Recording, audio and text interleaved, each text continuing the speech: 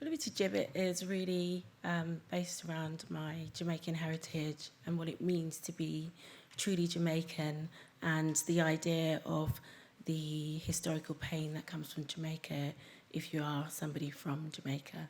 So, Flibbertigibbet. When she is 9, Nova dreams she's not a great butterfly with bright swirling wings which span more than 6 feet either side of her. She's a moth, gossamer, light brown lace, a Flibbertigibbet. It begins after the dead boy wakes. Jericho Jones gasped his last gasp 2 days before, robbed from him by a sudden mob. Now Nova watches from behind Mama's wrapped skirts as the men bring the coffin down the hill towards her. Even though the day is hot, it is overcast, and the air is so tight she thinks the clouds will spurt thunder and spit lightning. And today that would be no surprise because they are burying Jericho Jones. The coffin is simple, made hurriedly from a few boards nailed in place to make a box, a small box, for Jericho had been no more than 11 years of age, or so they believe. It seems no one knows for sure. When they pass her, Nova can see that the boards aren't fixed tightly together. There are gaps in between, and she worries that when they put Jericho in the ground, the roaches and the worms will wiggle their way in or out, because she knows that little ivory worms burst out from dead things. Tentatively, Nova kneels, reaching out, and lays her hand on top of Jericho's box. She barely has a second to whisper, "Goodbye," before Mama drags her hand away and splinters catch in her palm. They watch her with dark frowns. She concentrates on working a splinter out with a chewed thumbnail as the preacher dashes rushed, dispassionate words over the coffin, and the men lower Jericho into the ground. They cover him, and he is gone. Nova is the last one. She's sorry to leave because no one will ever come back again.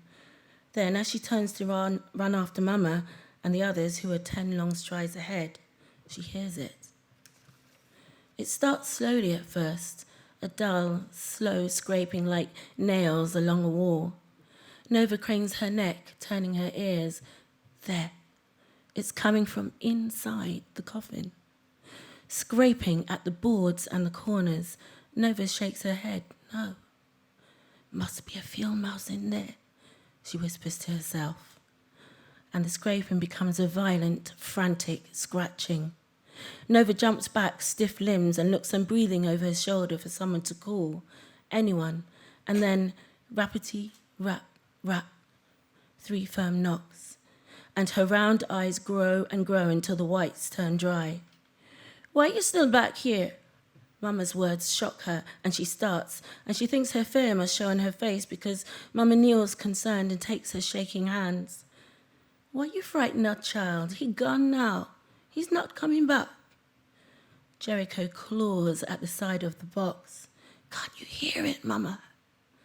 Mama cranes her neck, turning her ears. "I don't hear anything." She puts her lips at Mama's ears. "Jericho's awake, Mama. He's down there, awake." Mama looks at her with dark eyes. Jericho mauls at the wood. "Nova!" Nova is digging now, dragging away handfuls of the wet, spoiled soil. Strong arms that she has no hope of freeing herself from, cane cutter's arms, wrap themselves about her and pull her backwards. "You stop this, Nova," Mama hisses urgently. "That boy is dead. You hear me?"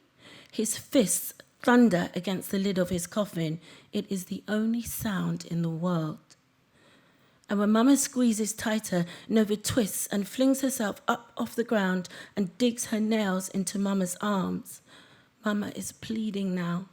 "They watching you, Nova. Don't let them know you hear him." Nova stops and lays still and rolls her eyes upwards. Preacher, Mr. Barnaby, Miss Agnes, and even the diggers are standing over them, eyes narrowed with uneasy alarm. "What's wrong with you, Nova?" the preacher asks. His face is shocked and suspicious. Mama stands and hauls Nova up, pushing her behind her skirts, cloaking her in the folds. "Nothing wrong with Nova. You all carry on." Mama's voice is strong and steady as they head towards the huts, as she hides from view as they walk away. Nova stares back. Jericho is screaming. Thank you.